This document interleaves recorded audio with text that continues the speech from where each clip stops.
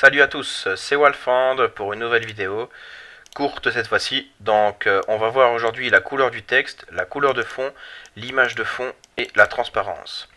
Donc on va commencer tout de suite. Donc on va aller chercher du lorem ipsum. Voilà.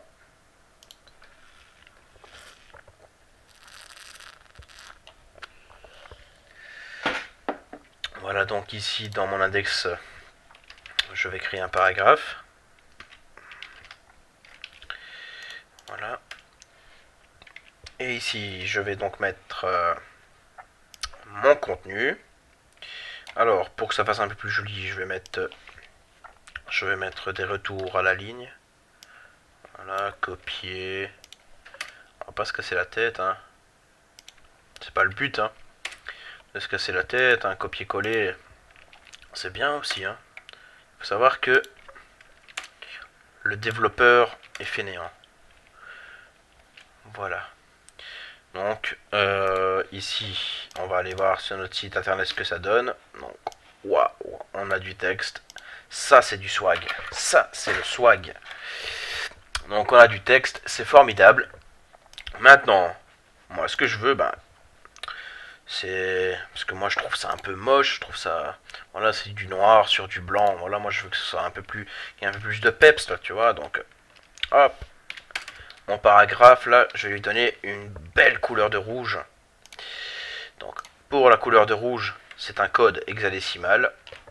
Forcément, pour toutes les couleurs, c'est de l'hexadécimal.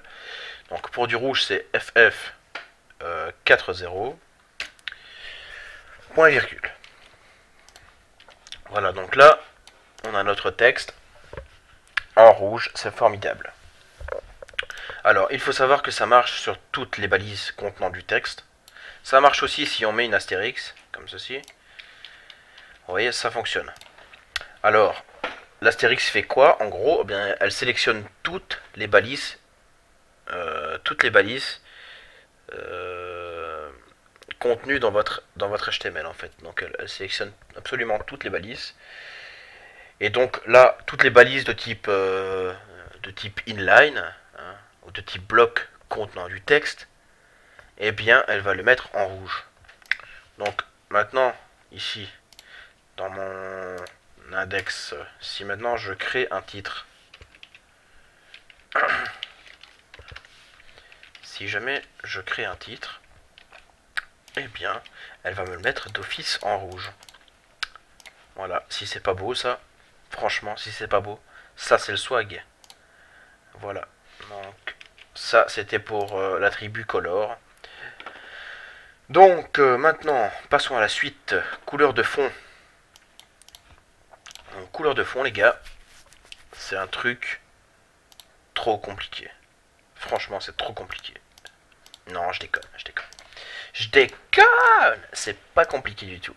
Vous allez voir, franchement, il n'y a rien de plus simple. Donc ici, on va se mettre sur notre style. On va aller sélectionner notre body. Voilà. Et on va lui mettre donc un background color de noir, par exemple. Donc là, 3-0. Là, trop fort, on a du noir en fond d'écran. C'est magnifique. Alors, ça marche aussi sur toutes les balises de type bloc. Donc ça veut dire si je sélectionne mon H1 et que je lui mets un background color blanc par exemple, pour que ça fasse un peu contraste. Si je lui mets du blanc, eh bien le fond de mon texte du titre va se mettre en blanc, puisque un bloc de base prend toute la page. Si vous vous rappelez, si vous avez regardé mes autres vidéos, vous devriez vous en rappeler. Voilà. Alors, ça c'était pour background color, donc image de fond. Voilà.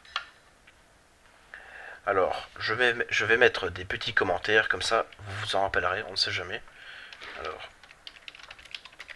couleur de fond.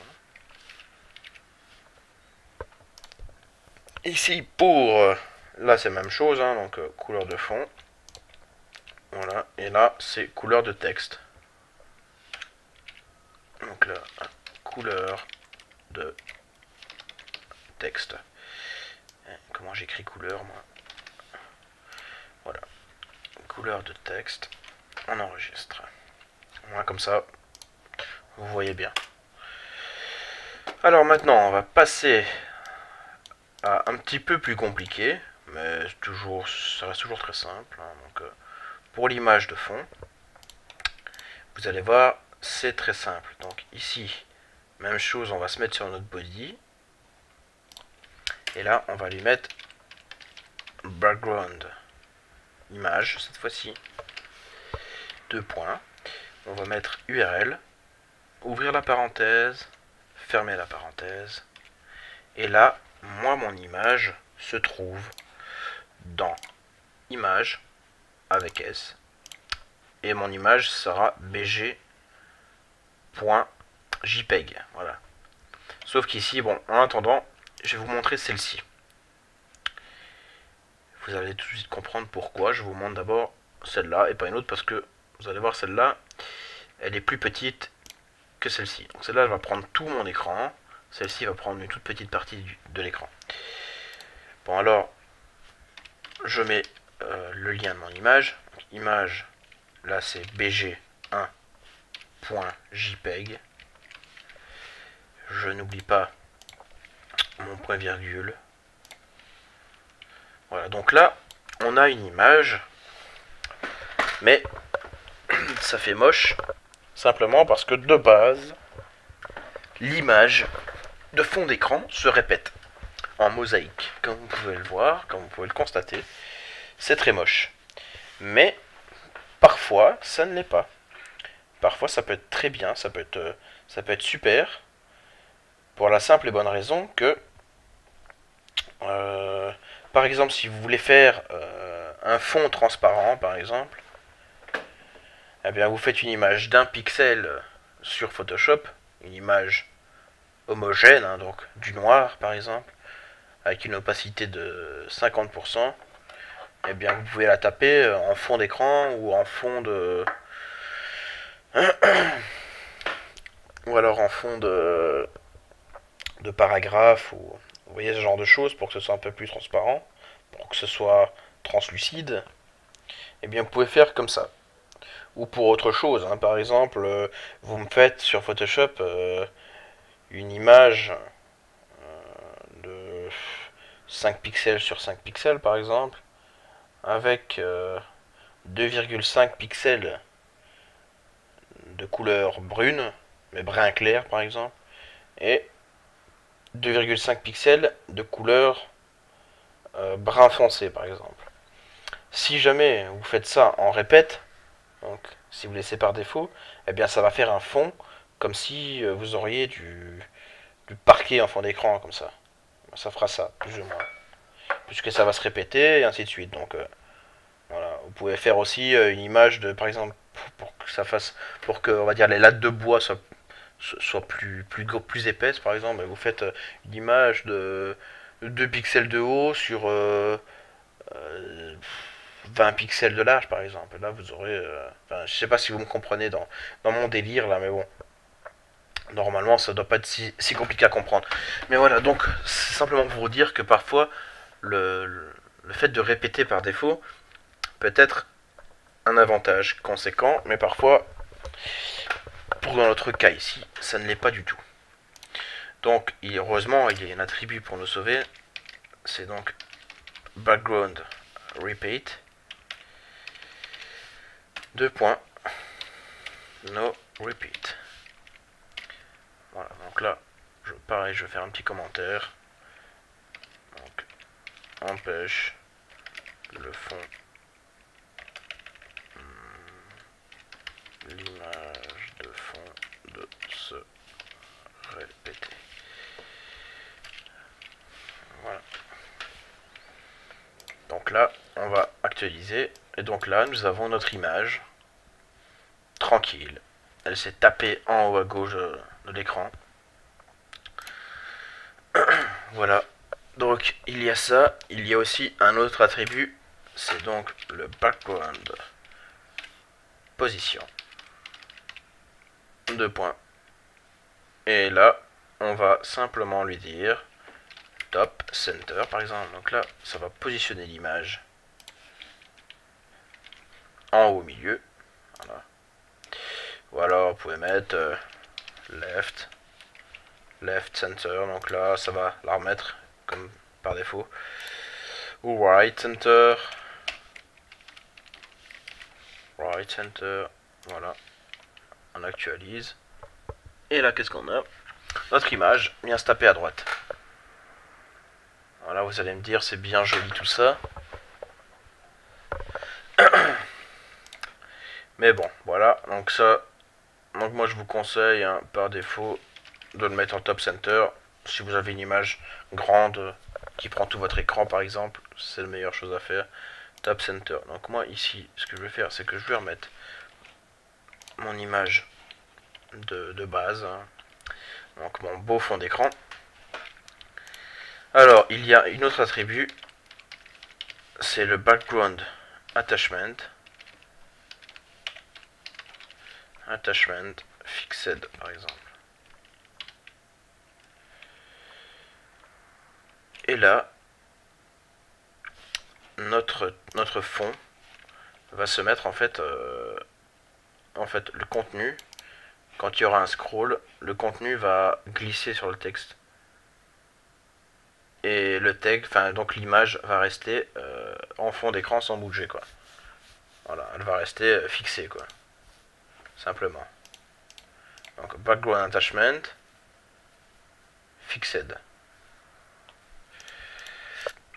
Voilà, donc là en fait je vais mettre aussi un commentaire pour mettre donc, centre d'image. Je vais mettre positionnement de l'image de fond. Alors, background attachment fixed. Ici, je vais donc mettre permet à l'image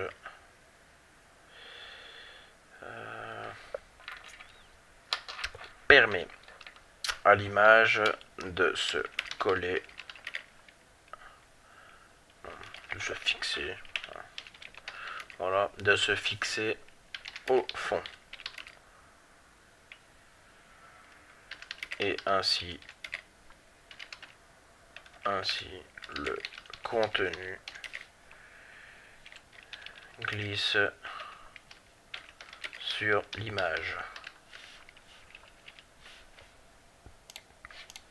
Voilà. Alors pour les backgrounds, c'est à peu près tout. Alors maintenant, on va passer à la transparence. Alors la transparence, vous allez voir que ça va être vraiment utile. Dans certains cas, ça le sera un peu moins. Mais bon, ici, bon, je vais vous montrer. Moi personnellement, je l'utilise pas beaucoup. Mais parfois, c'est vrai que c'est bien. Quoi. Question de design, parfois c'est vrai que ça peut faire des miracles. Alors, ici, moi là, je vais créer un petit div. Un petit div avec un petit ID content. Voilà. Je refaire mon petit div. Voilà, ici. Mon content, je vais lui dire qu'il a une position relative. Une position relative, je vais lui mettre une bordure de 1 pixel en solide et en noir. Je vais aussi lui dire par la même occasion qu'il aura une largeur de 980 pixels de large, forcément, qu'il aura une hauteur, enfin plutôt une hauteur minimum, de 700 pixels. Et je vais aller lui dire d'aller se centrer. Margin. auto. Voilà. Donc là, on a notre petit div tranquille. Hein. Voilà. Nous ici, enfin moi ici, ce que je vais lui dire, c'est margin top. Margin top. 200 pixels par exemple. Je vais juste voir si ça sera suffisant. Non, ça ne l'est pas. Donc je vais mettre 350 pixels. Voilà. Et là, si vous pouvez voir déjà, pour commencer, vous voyez que donc mon contenu en fait glisse sur l'image, simplement. Donc là, ça glisse sur l'image ne bouge pas, elle est fixée au fond, elle ne bouge pas. C'est ça que je voulais vous dire tout à l'heure avec le background attachment. Voilà. Alors ici maintenant pour l'opacité, donc on va remonter un petit peu plus haut. Voilà. Alors, qu'est-ce que je vais dire moi ici? C'est que mon content, enfin tous les paragraphes contenus dans mon content, je veux qu'ils aient un background color de, disons, du blanc, non, du noir. Voilà. Donc là, ce qui va se passer, c'est que ça va se mettre en noir. Nous sommes d'accord. Et on voit rien à travers. On voit absolument rien à travers. Alors, l'opacity va servir à quoi? Opacity, elle va simplement servir à mettre en fait à avoir de la transparence. Donc si je mets 0.6, sachant que 1 c'est l'opacité maximale, voilà. Vous voyez que là on commence à voir à travers notre texte. À travers notre texte, à travers le fond. Pour que vous voyez un peu mieux, parce que là, avec du noir ça se voit pas des masses, donc je vais mettre du blanc. Et là, vous voyez qu'on voit un peu à travers. Bon, c'est pas non plus... on voit pas non plus super bien, donc je vais essayer avec un 0.5. Vous voyez, voilà, donc là, on voit à travers le texte, on voit déjà un peu mieux. Vous voyez que maintenant, on aperçoit la bulle, les bulles à travers le texte. Bon. Là aussi, on aperçoit. Et donc là, c'est opaque. Voilà, on n'a plus besoin de Photoshop pour faire une image translucide. Voilà, donc ça, c'était pour la transparence. Voilà, donc je pense que c'est bon pour aujourd'hui. Voilà, j'espère que ça vous aura plu, que vous avez bien tout compris. J'espère aussi que vous avez aimé. Et si c'est le cas, eh bien n'oubliez pas de mettre un petit pouce vert. Ça me fera très plaisir. Donc voilà, je vous souhaite à tous une bonne journée, une bonne soirée, une bonne matinée. Ça dépend à quelle heure vous me regardez. Voilà, sur ce les gars, bye bye.